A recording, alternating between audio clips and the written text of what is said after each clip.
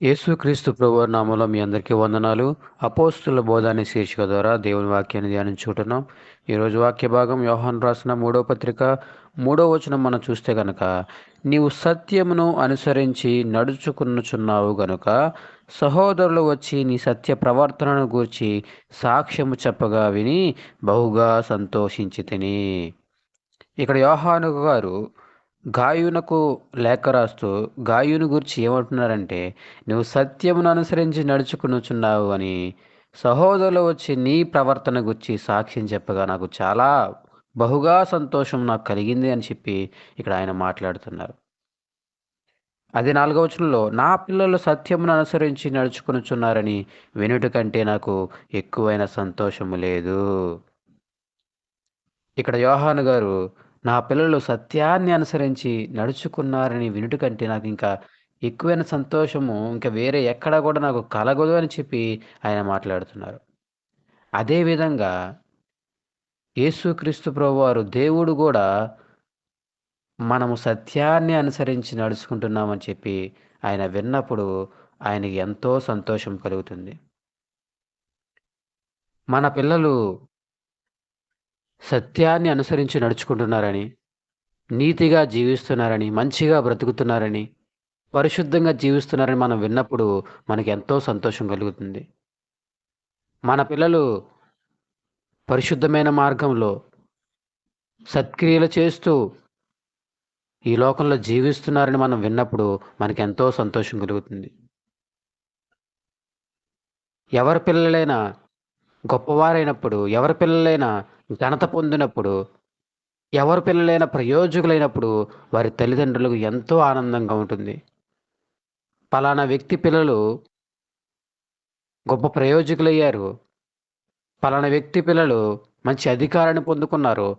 పలానా వ్యక్తి పిల్లలు మంచివాళ్ళు అని చెప్పి సాక్ష్యము ప్రకటింపబడినప్పుడు వారి తల్లిదండ్రులకి ఎంతో ఆనందం ఉంటుంది గదా! అదే విధంగా దేవుని పిల్లలమైన మనము సత్య మార్గములో నడుస్తున్నప్పుడు, మంచి క్రియలు మనం చేస్తున్నప్పుడు, సత్క్రియలు మనం చేస్తున్నప్పుడు, దేవునికి ఇష్టలుగా జీవిస్తున్నప్పుడు, అనేక మంది ప్రజల ఎదుట మనము పేరు పొందుకున్నప్పుడు, ఘనత పొందుకున్నప్పుడు, దేవుడు గూడా మనల్ని బట్టి సంతోషించువాడై ఉన్నాడు. మన పిల్లలు సత్య మార్గంలో నడుస్తున్నారని వినుట కంటే గొప్ప ఆనందం మనకేముంటుంది? అదే విధంగా దేవుని పిల్లలు గూడా ఆ విధంగా ఉండడం కంటే దేవుడికి ఇంకేం కావాలి? ఈరోజు మనతో దేవుడు ఏం మాట్లాడుతున్నాడయ్యా అంటే, నీవు సత్య మార్గంలో నడుచుట వలనే నేను ఆనందిస్తానని చెప్పి దేవుడు మాట్లాడుతున్నాడు. ఇక్కడ యోహాను గారు గూడా, నా పిల్లలు సత్య మార్గంలో నడుచుట వల్లనే నేను సంతోషిస్తానని చెప్పి ఆయన మాట్లాడుతున్నాడు. అంతే గదా! ఎఫెసీకి రాసిన పత్రిక 1 అధ్యాయము 15వ వచనం మనం చూస్తే గనక, ఈ హేతువు చేత ప్రభువైన యేసునందలి మీ విశ్వాసమును గూర్చియు పరిశుద్ధులందరి యెడల మీరు చూపుచున్న విశ్వాసమును గూర్చి నేను వినినప్పుడు మీ విషయమై మానక దేవునికి కృతజ్ఞతాస్తుతులు చెల్లించుచున్నాను. ఇక్కడ ఎఫెసీ సంఘముతో పౌలు గారు మాట్లాడుతూ, మీ విశ్వాసమును బట్టి పరిశుద్ధులందరి యెడల మీరు చూపుచున్న విశ్వాసమును గూర్చి గూడా నేను విన్నప్పుడు మీ విషయమే నేను దేవునికి కృతజ్ఞతాస్తుతులు చెల్లించుచున్నాను అని చెప్పి ఆయన మాట్లాడుతున్నాడు. మీ విశ్వాసం గురించి నేను విన్నప్పుడు ఎంతగానో సంతోషిస్తున్నాను. దేవునికి ఎంతగానో నేను కృతజ్ఞతాస్తుతులు చెల్లిస్తున్నానని చెప్పి మాట్లాడుతున్నాడు. ఈనాడు మనము దేవుని పిల్లలు విశ్వాసము కలిగిన వారుగా ఉంటే, దేవుని పిల్లలు పరిశుద్ధులుగా ఉంటే, దేవుని పిల్లలు సత్య ప్రవర్తన కలిగిన వారుగా ఉంటే, దేవుడు ఎంతగానో మన పట్ల సంతోషించువాడే ఉన్నాడు. ఈనాడు నీవు సత్యమైన మార్గంలో నడుచువారుగా ఉంటే, సత్యమును అనుసరించి నడుచువాడుగా ఉంటే, నువ్వు పరిశుద్ధుడిగా ఉంటే, అందును బట్టి నా దేవుడు ఎంతగానో సంతోషించువాడై ఉన్నాడు. మనం దేవుని సంతోషపరుద్దామా? దేవుణ్ణి ఆనందింపచేద్దామా? మనల్ని బట్టి దేవుడు ఆనందించాలంటే మనము సత్య మార్గంలో మనం నడవాలి. సత్యమును మనం అనుసరించాలి.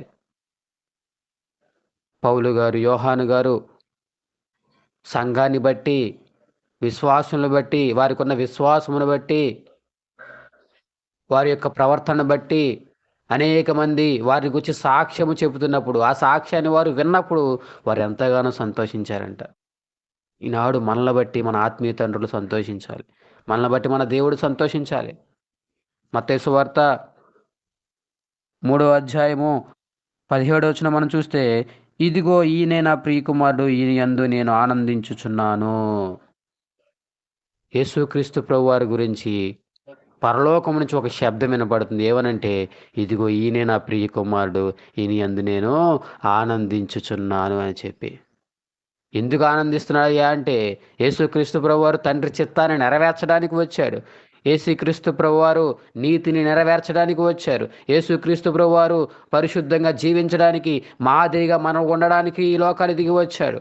యేసుక్రీస్తు ప్రభువారు పాపాన్ని జయించడానికి ఈ లోకానికి దిగి వచ్చారు. యేసుక్రీస్తు ప్రభువారు సాతాన్ని తల చితక్కొట్టడానికి ఈ లోకానికి దిగి వచ్చారు. అందును బట్టి తండ్రి సంతోషిస్తున్నాడంట, ఆనందిస్తున్నాడంట. ఈనాడు మనము నీతిగా జీవించేవారమైతే గనక, మనం తండ్రి చిత్తము చేయవారమైతే గనక, తండ్రి మన యెడల సంతోషిస్తాడు. తండ్రి మన యెడల ఆనందిస్తాడు. ఈనాడు నువ్వు తండ్రిని ఆనందించేవాడుగా నువ్వు ఉన్నావా? సంతోషపరిచేవాడుగా నువ్వు ఉన్నావా? నువ్వు సంతోషపరచాలంటే, ఆనందింపచేయాలంటే నువ్వు సత్యాన్ని అనుసరించి నడవాలి. సత్య మార్గంలో నువ్వు జీవించాలి.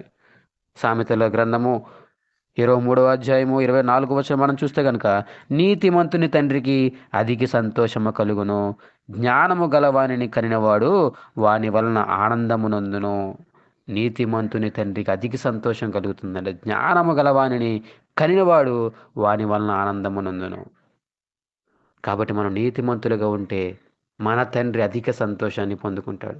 మనం జ్ఞానము కలిగిన వానిగా ఉంటే మనల్ని కనిన తండ్రి మన వలన ఆనందం పొందుకుంటాడు. ఆయన రక్తము చేత మనల్ని కన్నాడు కదా, ఆయన విమోచన క్రయధనము ఇచ్చి ఆయన మనల్ని కొనుక్కున్నాడు కదా.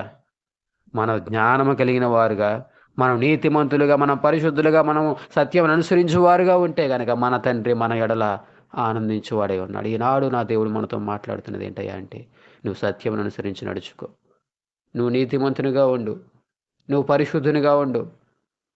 నిన్ను గూర్చిన సాక్ష్యం నేను వింటప్పుడు నేనెంతో ఆనందిస్తాను. నిన్ను గురించి ఇతరులు సాక్ష్యం చెప్తున్నప్పుడు నేనెంతో ఆనందిస్తాను, సంతోషిస్తాను చెప్పి అట్టి విధంగా మనం అందరము ఉందుముగాక. దయగల మా తండ్రి, ప్రేమగల మా ప్రభువా, ఈ వాక్య భాగం వింటున్న ప్రతి ఒక్కరూ ప్రభు సత్యం అనుసరించి నడుచుకోవడానికి మీ కృప చూపించండి.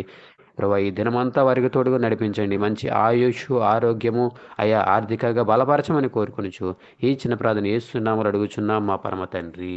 ఆమేన్.